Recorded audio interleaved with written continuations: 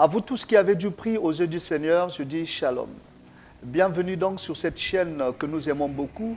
C'est le canal que Dieu nous a donné à vulgariser son message et ce canal est un canal que je vous recommande d'ailleurs. Aujourd'hui, nous allons parler d'un thème. Je voudrais vous parler des 5 bénéfices de la prière et de la louange prophétique. Vous me direz tout de suite pourquoi prière prophétique, pourquoi louange prophétique. Je voudrais quand même, avant de m'étaler là-dessus, vous ramener dans les Écritures parce que la Bible est notre fondement. Et en dehors de la Bible, nous ne sommes pas, mais nous restons dans les Écritures. Gloire soit rendue au Seigneur. Alors, je vous invite à lire avec moi le livre des Actes des Apôtres, le chapitre 16, à partir du 25e verset, et nous nous arrêterons au 26e. Il est exactement écrit dans le livre des Actes des Apôtres, le chapitre 16, du 25e au 26e verset, ce qui suit. Vers le milieu de la nuit, Paul et Silas priaient et chantaient les louanges de Dieu, et les prisonniers les entendaient. Tout à coup, il se fit un grand tremblement de terre, en sorte que les fondements de la prison furent ébranlés. Au même instant, toutes les portes s'ouvrirent et les liens de tous les prisonniers furent rompus. Parole du Seigneur. Alors, Paul nous retrace cette histoire qu'ils ont vécue avec le Seigneur d'ailleurs, parce que nous sommes déjà dans les Actes des Apôtres ou encore les Actes du Saint-Esprit. Parce qu'à ce moment-là, la vie du Seigneur en tant que telle qui est retracée dans les évangiles s'arrête et commence alors les actes du Saint-Esprit. Ce n'est plus Jésus physiquement qui fait, mais c'est Jésus qui fait par le truchement de l'Esprit Saint. Alors l'Esprit Saint va faire au travers de Paul et Silas. Arrive un moment critique dans leur vie, parce que dans toute vie ministérielle, il y a le temps de la crise. La prison pour Paul et Silas était le temps de la crise. Ils se retrouvent en prison. Mais une chose va encore nous interpeller. Pendant qu'ils sont en prison, ils vont se mettre à prier et à chanter les louanges de Dieu. Et cela nous emmène à comprendre que la chose qui était faite était une chose prophétique. Parce qu'en prison, on ne prie pas comme cela a été fait. On ne loue pas comme cela a été fait. Je pourrais peut-être quelque part accepter une chose, en prison on peut prier. Mais la louange est réservée à celui-là qui expérimente la gloire de Dieu. La louange est réservée à celui-là qui voit la main de Dieu. Mais celui qui est dans la souffrance, celui qui passe par le noir, celui-là qui passe par des moments difficiles, qui passe par l'oppressoir, n'a pas droit à la louange, mais plutôt à la supplication. Il supplie Dieu pour que Dieu intervienne en sa faveur. Mais une chose va se passer, c'est que Paul et Silas, au lieu de se plaindre, d'être dans les lamentations, ils ont excellé dans les louanges. Alors nous appelons ça louange prophétique. Pourquoi? Parce que Paul était dans la dimension où il pouvait louer Dieu avant d'avoir expérimenté la gloire du Seigneur. Bien souvent, les hommes louent Dieu après avoir expérimenté le miracle. Mais eux, avant d'avoir expérimenté le miracle, ils ont commencé à louer le Seigneur. C'est ça la différence. La louange qui est réservée à ceux-là qui voient la main de Dieu. Et Paul et Silas se sont mis à louer le Seigneur. Je voudrais dire, la chose se passe à un moment critique. La Bible nous parle du milieu de la nuit, donc minuit, le milieu de la nuit. Or, quand on dit milieu de la nuit, c'est le propre du noir, c'est les ténèbres qui travaillent. On est arrivé à une période où ce n'est plus le soleil qui était en train de présider, mais c'était le ministère de la lune. Alors le noir était en train de régner sur la terre. Pourquoi nous parlons du milieu de la nuit? Pendant que la nuit arrive, les gens dorment. Pendant que la nuit arrive, le Seigneur lui-même a dit, la nuit arrive où personne ne travaillera. Travaillons maintenant parce que la nuit arrive. La nuit est faite pour dormir. Mais Paul et Silas étaient de ceux-là qui étaient révélés, qui avaient compris, quand la nuit arrive, ce n'est pas le temps du relâchement, mais c'est le temps du travail. Parce que les grandes décisions se prennent la nuit. Les grandes décisions dans ce monde se prennent la nuit. Et même lorsque l'homme est formé dans le sein de sa mère, ça se passe dans le noir. Quand Dieu élève quelqu'un, c'est dans le noir. Tu passes par des moments difficiles. Alors tu es comme cette graine qui a été enfouie sous terre. Sous la terre, il n'y a pas la lumière, c'est le noir. Mais c'est dans le noir que tu vas commencer à croître. C'est dans le noir que tu vas commencer à crier victoire. Mais eux également, ils ont compris la chose. Ils se sont dit, il faudrait qu'on élève la voix. Ils ont élevé la voix. Je voudrais dire à quelqu'un, ils sont dans la nuit et en plus, ils sont en prison. En prison, on ne travaille pas. En prison, on n'a pas de résultats. En prison, on ne se marie pas. En prison, on ne voyage pas. Il y a restriction des libertés en prison. Et Paul et Silas également avait connu ces choses à ce qu'on appelle la restriction des libertés. Ils ne pouvaient pas faire ce que toi et moi faisons actuellement. Mais révélés, ils se sont dit, si on croise les bras, on fera le jeu du diable. Je vais m'expliquer tout à l'heure. Si on croise les bras, le diable se frottera les mains. Le diable se dira que je les ai vaincus. Mais ils ont fini par réagir. Je dis à quelqu'un, toi qui me suis aujourd'hui, on ne subit pas une prophétie, mais on réagit vis-à-vis de la prophétie. Même si la prophétie vient d'un serviteur de Dieu, il faudrait que tu aies les moyens de réagir vis-à-vis de cette prophétie. Comme l'a fait Ézéchias, il a réagi vis-à-vis de la prophétie qui venait d'un grand prophète, Ésaïe. Et nous également, nous devons être de la race d'Ézéchias, être de la race de Paul et Silas. Au milieu de la nuit, ils ont chanté les louanges à Dieu, ils ont prié. Assurément, Paul a prié comme ceci. Silas également, même si cela n'est pas écrit, ils ont rappelé à Dieu l'alliance qu'ils avaient avec lui. Ils ont tout quitté pour lui. Et s'ils se retrouvaient en prison, c'était à cause de l'évangile. Ils ont rappelé au Seigneur qu'ils n'avaient pas une autre vie, mais que celle-là qu'ils avaient donnée à ce dernier. Ils ont dit à Dieu de leur faire justice. Parce que la mission n'était pas arrivée à sa fin. Alors ils ont commencé à prier. Et aujourd'hui, je te parle. Je vais te parler des 5 bénéfices de la prière et de la louange prophétique. Quand tu pries et quand tu loues prophétiquement Dieu, il y a des conséquences heureuses qui arrivent. Ce que moi j'appelle les 5 bénéfices. La première des choses, ou encore le premier bénéfice que tu auras, ça s'appelle le tout à coup. Quand vous lisez cette écriture, la Bible dit tout à coup. Je voudrais d'abord que nous puissions parler du tout à coup.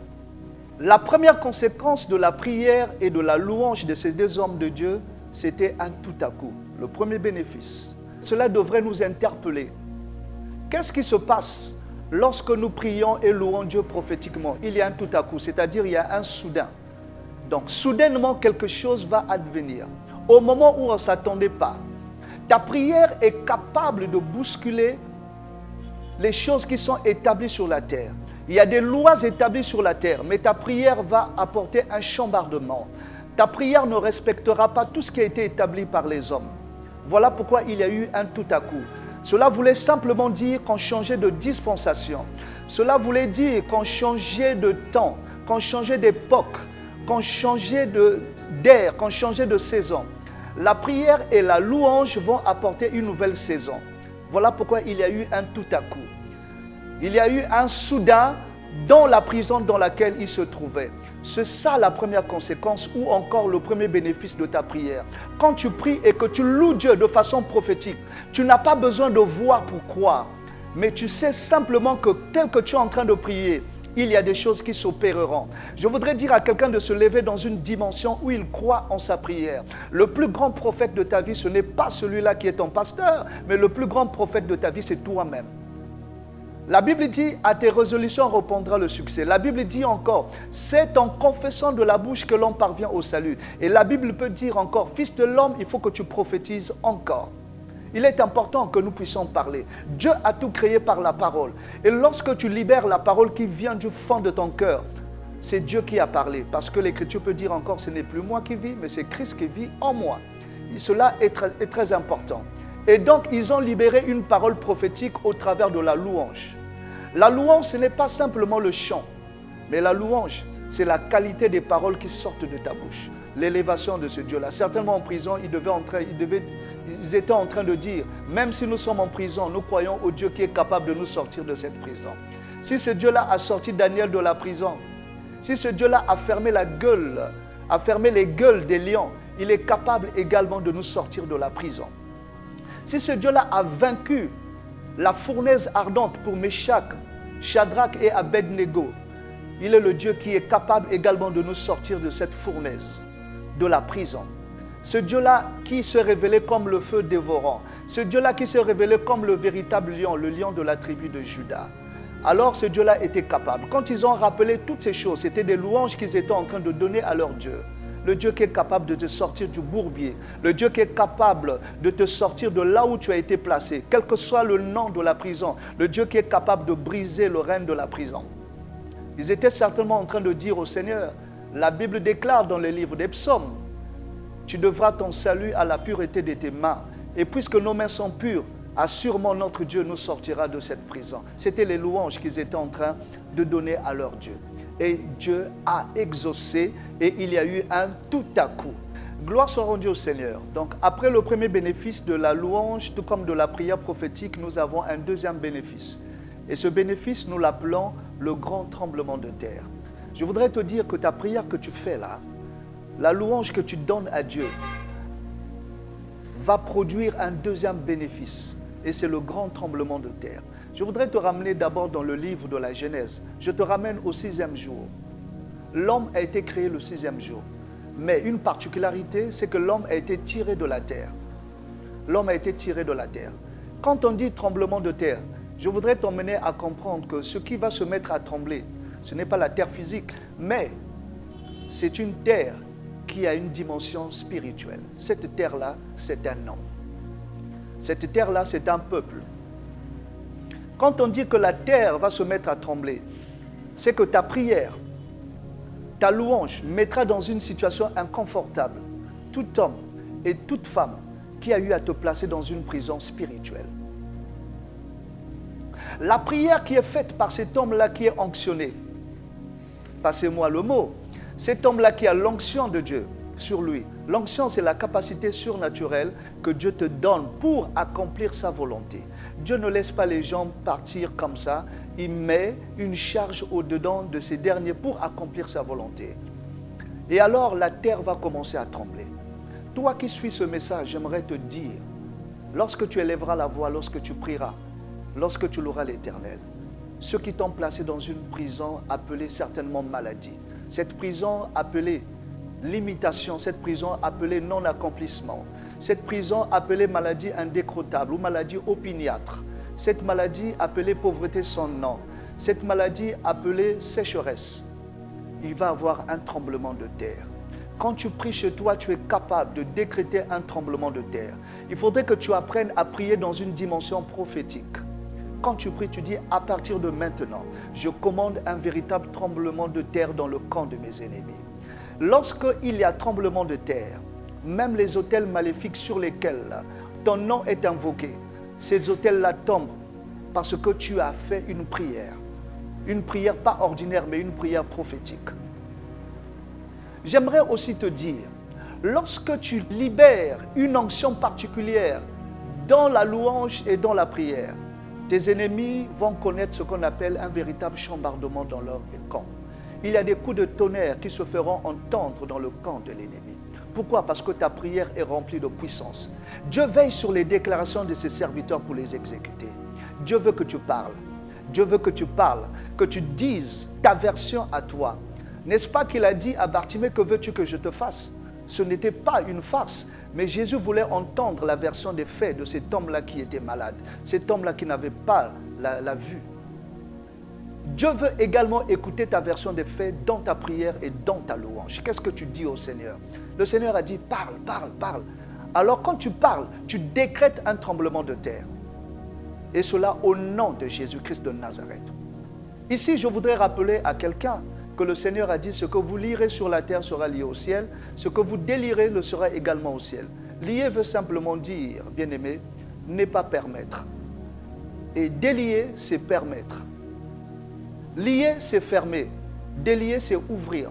Ce que vous permettrez sur la terre sera permis au ciel. Et ce que vous ne permettrez pas sur la terre ne sera pas permis au ciel. J'aimerais dire le ciel est au-dessus de la terre. Le dernier mot vient du ciel. Tu es capable de donner ta version de fait au ciel. Et le ciel exécutera par rapport à ce que toi tu diras. C'est pour dire, frère, quand ça ne va pas, ça ne va pas. Je voudrais t'inviter à vivre une vie anormale. Pourquoi? Parce que ta situation est anormale. Ne demeure pas normal. Si tu demeures normal, tu passeras à côté de la bénédiction véritable de Dieu. Dieu a besoin des gens qui marchent, non pas dans la normalité, mais dans la non-normalité. Cela est très important. Je me souviens encore un jour, en France, il y avait ce débat-là télévisé entre le président sortant Nicolas Sarkozy et celui qui aspirait à la magistrature suprême, donc François Hollande. Il y a eu débat à la télé et celui qui voulait bien devenir président a dit une chose, que moi, quand je serai président, je serai un président normal. ma fonction sera normale, une présidence normale.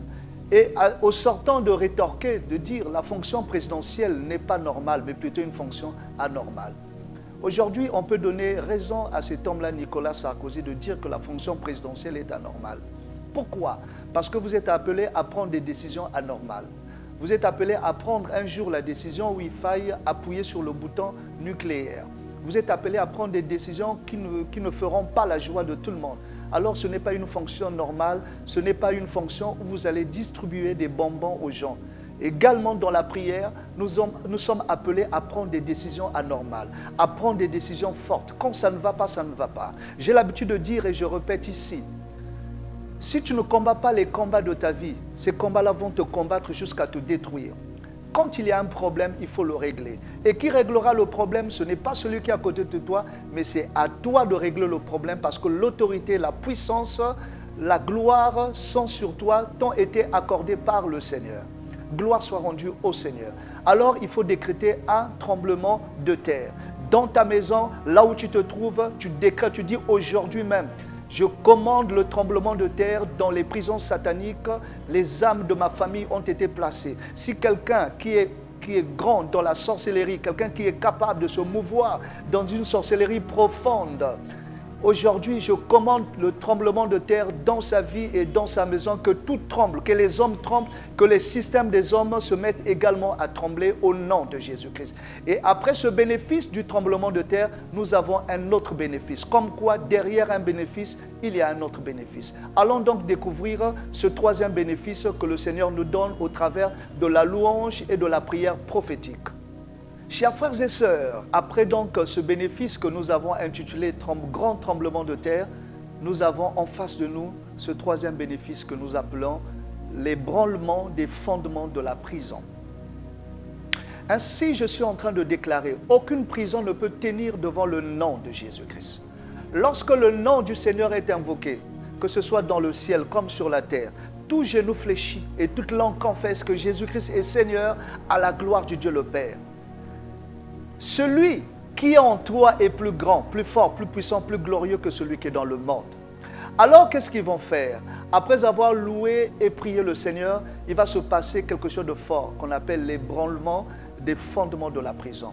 Au moment où je suis en train de te parler, suis-moi très bien. Si tu es connecté à ce message, je peux t'annoncer une bonne nouvelle, que les fondements des prisons dans lesquelles tes enfants, toi-même, ta famille ont été placés, sont en train de tomber au nom de Jésus.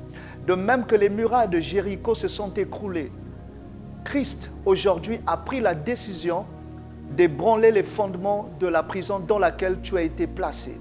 Tu sors de la prison parce que la prison doit tomber au nom de Jésus. J'aimerais te dire, ta vie n'est pas dans la prison. Mais si tu t'es retrouvé dans cette prison, le temps est arrivé pour toi que de sortir de cette dernière. Et en faisant comment? En priant pour que les fondements de la prison soient ébranlés. Il y a des gens qui tiennent cette prison.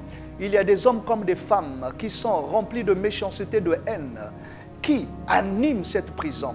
Mais dès lors que tu élèves la voix, dès lors que tu pries, tu loues l'Éternel, ces hommes-là viendront à être ébranlés. Tout cela qui était dans l'orgueil de la sorcellerie, Dieu va briser. Dieu va anéantir leur orgueil. La sorcellerie doit connaître sa déchéance. Mais pour que la sorcellerie tombe, il faudrait que tu loues l'Éternel, il faudrait que tu pries l'Éternel. Ta prière sera accompagnée par un miracle inhabituel. C'est l'ébranlement des fondements. Dieu est bon et Dieu veut simplement que tu parles. N'attends pas Dieu que Dieu vienne parler à ta place. C'est à toi de parler. Commence à parler pour que les fondements de la prison soient ébranlés. Le temps de l'ébranlement des fondements de la prison est arrivé. C'est maintenant que nous devons ébranler les fondements de la prison. Que Dieu te bénisse. J'espère que tu es en train de prendre cette parole-là pour ta parole. Exécute-la, vis cette parole et que Dieu te bénisse encore et encore. Mais à côté de cette bénédiction ou encore ce bénéfice, ce troisième bénéfice, nous avons un quatrième bénéfice. Je vous avais annoncé dès le départ que nous avons 5 bénéfices. Nous arrivons au quatrième bénéfice. Bonne nouvelle pour tous les enfants de Dieu, c'est que le quatrième bénéfice s'appelle l'ouverture des portes. Ah, c'est une très bonne nouvelle. La Bible dit, après le tout à coup, il y a eu un grand tremblement de terre. Après le grand tremblement de terre, il y a eu ébranlement des fondements de la prison. Mais le quatrième bénéfice, la Bible parle de l'ouverture des portes. Lorsque les portes s'ouvrent, c'est pour que tous ceux qui sont dans la prison sortent. C'est une nouvelle qui est annoncée. Fini la prison, la porte s'est ouverte. Alors lorsque la porte s'ouvre, il faut passer encore le seuil de la porte et sortir de là. Pourquoi? Parce qu'il y a une nouvelle vie qui commence. Gloire soit rendue au Seigneur. L'ouverture des portes. J'ai vu quelqu'un dans la Bible qui a ouvert une porte. Alors quel type de porte? Je voudrais parler de Moïse. Moïse a ouvert une grande porte. C'était toute une prison. Vous savez tous que c'est sous la dictée du Seigneur que Moïse s'est retrouvé en Égypte de nouveau. Parce que Moïse est venu de l'Égypte. Il s'est retrouvé ailleurs, mais il devait repartir. C'est un peu l'image de ce que le Seigneur Jésus-Christ nous a dit. Je vous ai tiré du monde, mais je vous renvoie encore dans le monde. L'Égypte étant l'image du monde.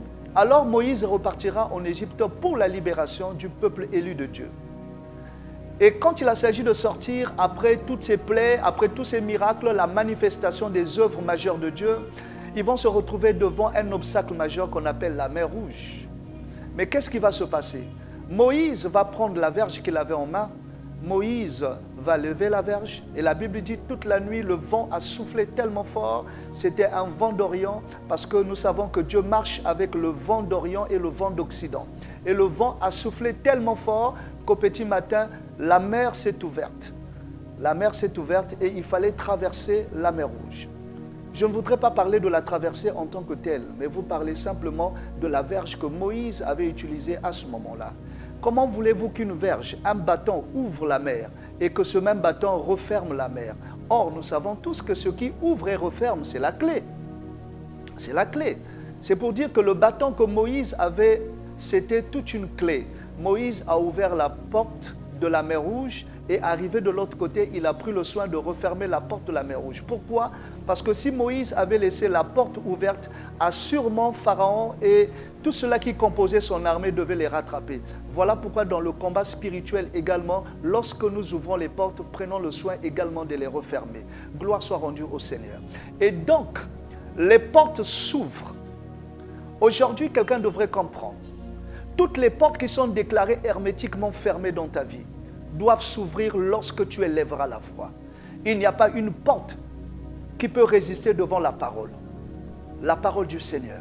Il n'y a pas une porte qui peut résister devant la déclaration qui sortira de ta bouche. Si tu ne crois pas, je voudrais croire à ta place. Dieu est déjà avec toi. Il n'y a pas une porte qui te résistera. Quelle est cette porte qu'on a fermée par l'ennemi? Elle va s'ouvrir à présent au nom de Jésus. Assurément tu priais, mais les portes ne s'ouvraient pas. Je t'appelle à réajuster ta prière. Dans les choses de Dieu, il y a l'ajustement et le réajustement. Il faudrait que tu arrives à un niveau de réajustement. Réajuste ta prière. Prie de façon prophétique et loue de façon prophétique. Tu verras les portes s'ouvrir. Que ce soit les portes de la santé, que ce soit les portes du bonheur, les portes de la fécondité. Toutes ces portes-là vont s'ouvrir.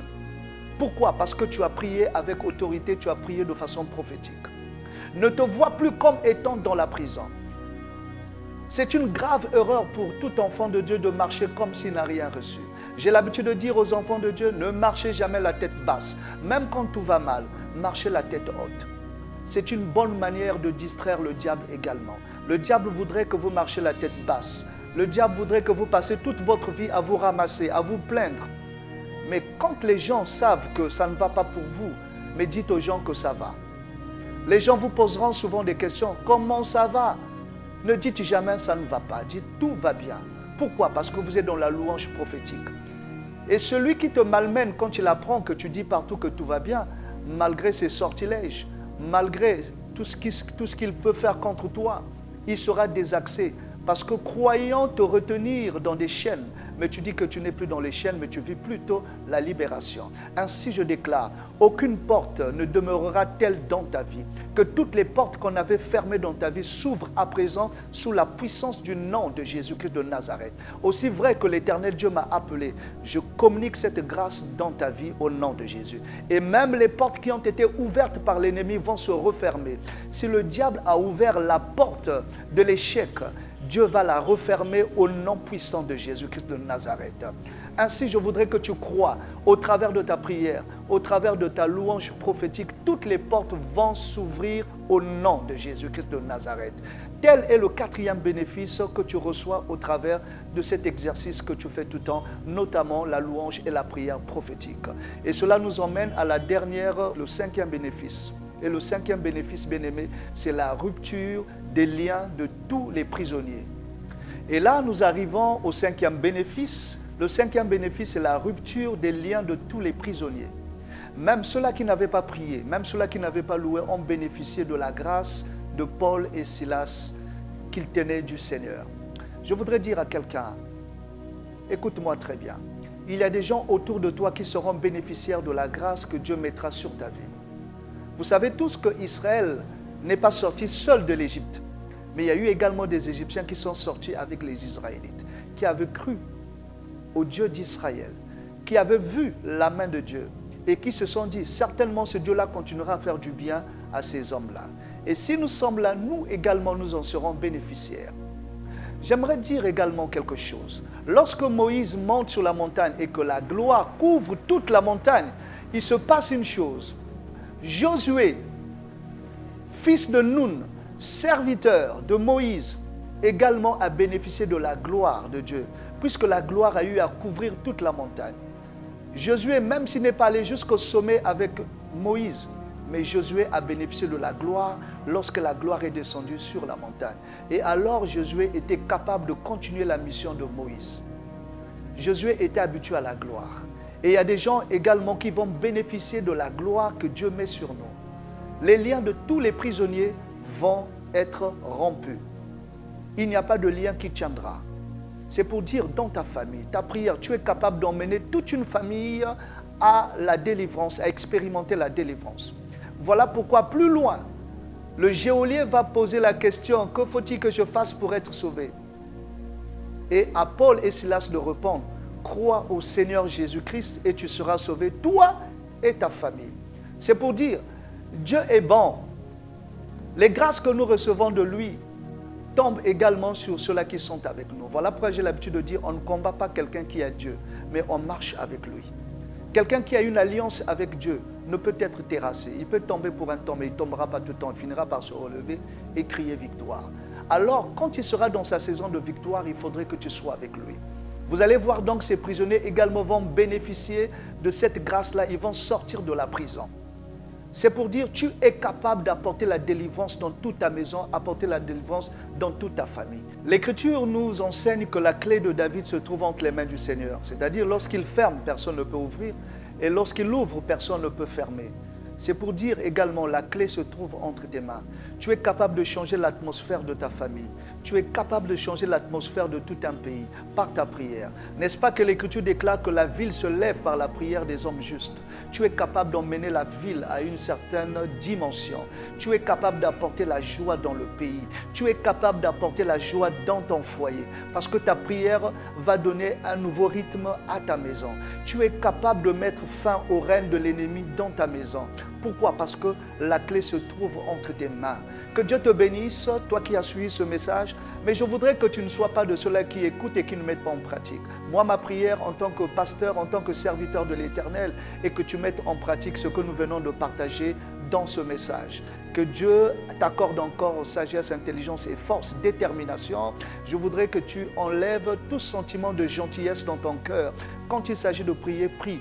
Quand il s'agit de combattre, combat. Quand il s'agit de fêter, fête. Quand il s'agit de te réjouir, alors réjouis-toi avec tout le monde. Mais quand c'est l'heure de la guerre, il faut passer à la guerre. Ici, nous parlons des gens qui sont en guerre. Pourquoi? Parce qu'ils se sont retrouvés en prison. Des familles entières se sont retrouvées en prison.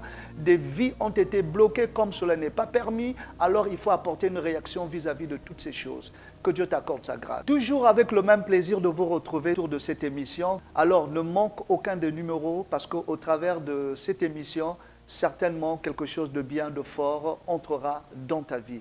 Je vous dis donc à très vite.